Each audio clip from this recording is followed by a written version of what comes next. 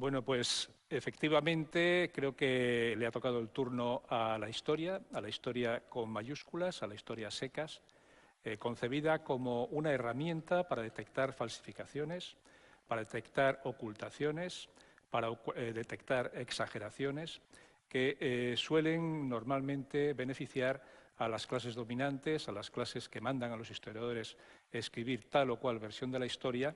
Y para ejemplificar esta cuestión que os acabo de comentar, vamos a utilizar tres casos que ocurren en épocas radicalmente distintas. Vamos a aprovechar los conocimientos sobre el espacio y el tiempo que nos ha prestado Alberto y vamos a intentar no cansarnos, porque primero aterrizamos en el Oriente Medio, en el Oriente Antiguo.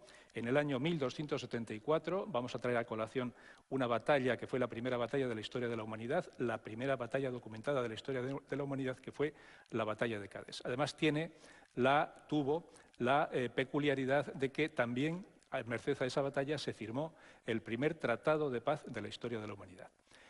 Cádiz es una zona, es una ciudad, mejor dicho, que está situada en la actual Siria. Yo creo que, desgraciadamente, el término Siria nos trae evocaciones muy frustrantes. Y también estaba muy cerca Cádiz de la ciudad, una de las ciudades más antiguas de la humanidad, que es Alepo. Yo creo que también nos está sonando Alepo. O sea que no sé si Alepo seguirá siendo por mucho tiempo la ciudad más antigua de la humanidad.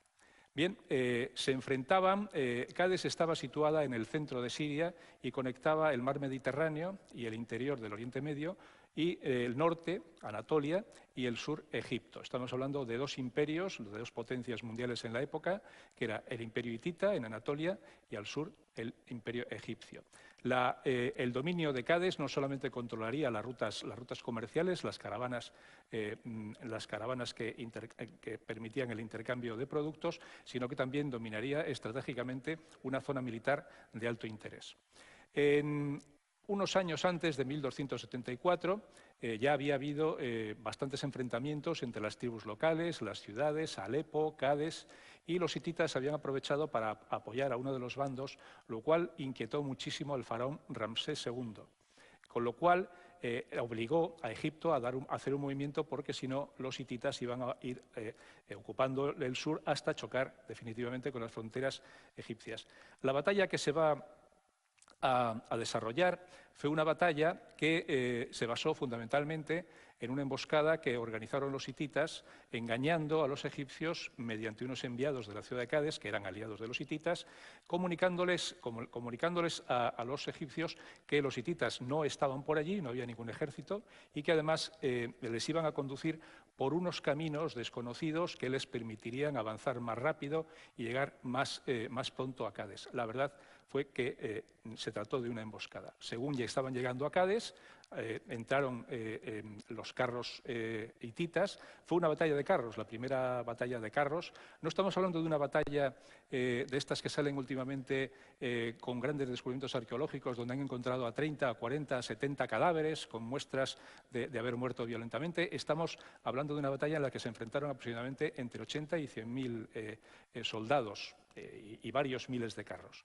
Bueno, esta emboscada permitió a los hititas envolver a los egipcios y estuvieron a punto de ser derrotados cuando de repente el faraón Ramsés II se puso al frente de sus tropas y personalmente arrolló a los hititas, destrozándoles, en fin, llenando de moral a sus soldados, y quedó en una victoria lo que pudo haber sido una auténtica debacle.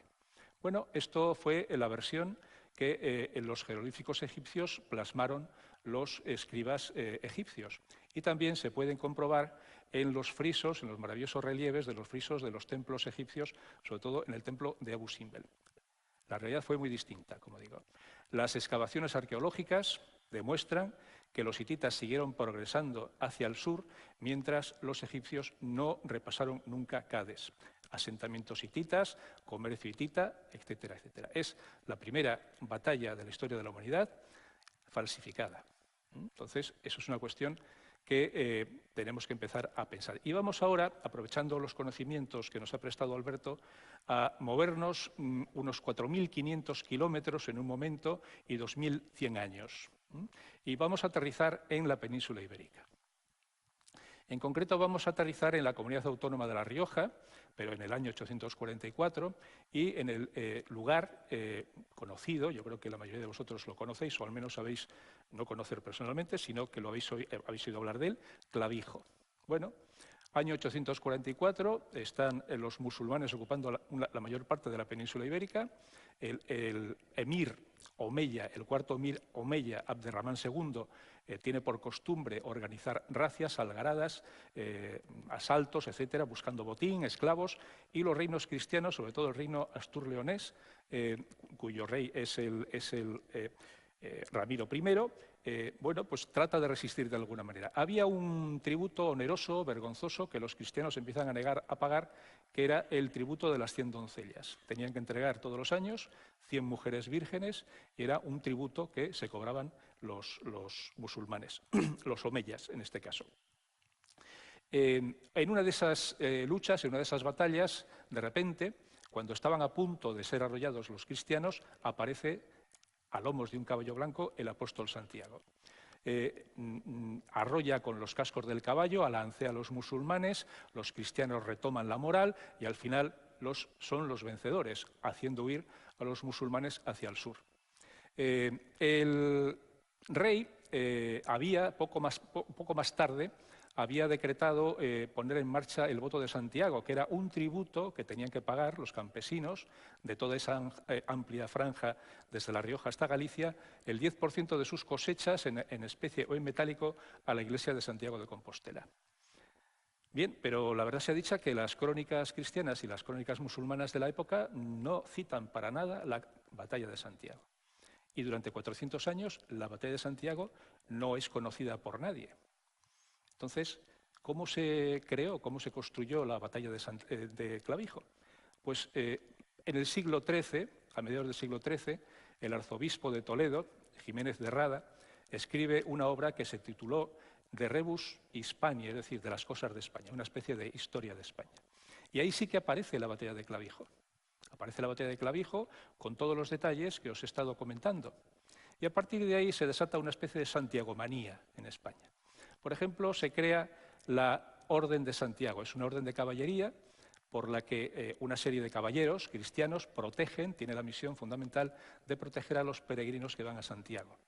Después, el voto de Santiago sigue funcionando y en el año 1643 el rey Felipe IV proclama otra vez, refrenda el voto de Santiago y además declara a Santiago patrón de España, declarando el 25 de julio fiesta nacional.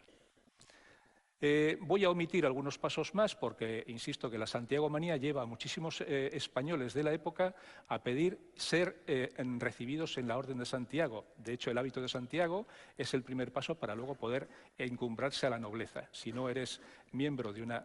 o eres descendiente de nobles, o si no lo eres, tienes que ir progresando y la puerta de entrada a la nobleza es ingresar en la Orden de Santiago, en la de Montesa o en la de Alcántara. Bueno, ¿qué más podríamos decir de la santiagomanía? Pues que realmente continúa.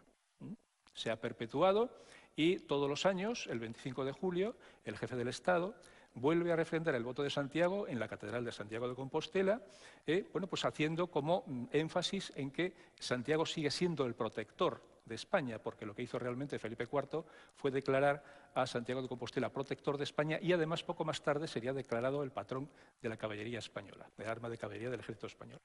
Estamos en el siglo XXI, se sigue actuando en Compostela el 25 de julio, el jefe del Estado, persona quien delegue, el rey, el presidente del Gobierno o el presidente de la Comunidad Autónoma de Galicia, vuelven otra vez a refrendar el voto de Santiago. Pero aquí en Cantabria hemos tenido una fiesta regional hasta el año 2014, el 25 de julio. Y todavía en este municipio, que es la capital, el Ayuntamiento de Santander es la capital, Santander es la capital de Cantabria, sigue siendo fiesta local el 25 de julio. Hay decenas, cientos de pueblos y de ciudades donde el 25 de julio se sigue celebrando el patrón de España. Vamos a, Alberto, otros 1000 años, porque si no esto sería cansado y yo ya voy acabando, y vamos a llegar a la Guerra de la Independencia. no nos hemos movido de la península ibérica. La Guerra de la Independencia, todo el mundo sabe que fue una gran epopeya por la que el pueblo español expulsó a los invasores franceses, a los soldados imperiales, los derrotó, etcétera, etcétera. En los libros, en los manuales de historia de todos los niveles educativos, hasta incluso el universitario, se describía de muchas maneras la Guerra de la Independencia. Una de ellas fue, entre comillas, un hecho de inquebrantable unanimidad, cierro comillas, y también otros varios más, pero entre uno de ellos que me llama mucho la atención, un hecho eminentemente popular, entrecomillado. Vamos a ver si es cierto, vamos a ver si hubo una inquebrantable unanimidad. Una de las características fundamentales, después de todas las investigaciones que se han hecho con motivo del Bicentenario, que se ha acabado de celebrar hace 2 años, lo que se ha descubierto realmente es que de inquebrantable unanimidad nada, porque las rencillas, los enfrentamientos, los pseudogolpes de Estado de los militares españoles contra las autoridades civiles fueron bastante frecuentes. Pongo por caso el que ocurrió en 1809 en el Principado de Asturias, cuando el marqués de la Romana, el general en jefe del ejército de la derecha, no es porque fuera muy conservador, que lo era, sino porque había 3 ejércitos, el de la izquierda, el del centro y el de la derecha. Estaba acantonado en Asturias y dio un golpe de Estado contra la Junta del Principado de Asturias, depuso a los civiles y puso a unas personas de su confianza y, sobre todo, de su ideología ultraconservadora. Otro golpe mucho más importante, que estuvo a punto de frustrar el esfuerzo bélico de los españoles, y ahora van a aparecer los ingleses y los portugueses, fue el que tuvo lugar en el otoño de 1812 en Sevilla, donde estaba situada la Junta Central, cuando aceptan que Wellington, ahora por fin ya aparece en la historia los ingleses, es nombrado capitán general o comandante en jefe de los ejércitos españoles también, con lo cual se unifican el esfuerzo bélico, se unen el ejército portugués, siempre omitido en la historiografía de los años 50 y 60, el ejército inglés y el ejército español. De tal manera que esta será, sobre todo, la palanca que consiga expulsar a los franceses de España. Pero, volviendo otra vez a este otoño de 1812, el general Ballesteros y algunos otros generales discuten la decisión de la Junta Central. De hecho, preparan un golpe militar y lo que hace la Junta Central, antes de que éste tenga efecto, destierran al general Ballesteros ante el temor de que hubiese efectivamente un golpe militar y una guerra civil, que haría frustrar definitivamente el esfuerzo bélico. Así que no es en absoluto que hubiese una inquebrantable, pasmosa e inquebrantable unanimidad. Y voy a... Es entre comillas, hecho eminentemente popular. De esta época se omitía realmente la participación inglesa, y no digamos de la participación portuguesa. Bueno, si no hubiera sido realmente por esa unificación militar y el jefe fue nombrado Wellington, los franceses no hubieran sido expulsados tan pronto, o igual no hubieran sido expulsados. De hecho, gracias a esta circunstancia, el ejército aliado sobrepasó la raya, el límite entre Francia y Portugal, y el final de la Guerra de la Independencia Española se produjo en Toulouse, en territorio francés, algo que realmente era una pesadilla de Napoleón. La batalla de Toulouse, en abril de 1814, significó, de verdad, el fin de la Guerra de la Independencia Española. Y España fue el primer país que firmó la paz con Napoleón. Napoleón se vio obligado, antes de que siguieran avanzando hacia el norte, a firmar la paz con España. Bueno, yo creo que ha quedado más o menos demostrado que la historia sirve un poquito para ir, como si fuera un detergente, ir limpiando las mentiras y los errores y las duplicidades y todo lo que sea distinto, algo parecido a lo que los historiadores pensamos que debe ser lo más parecido a la verdad. Por eso el título, Verdades y mentiras de la historia. Gracias.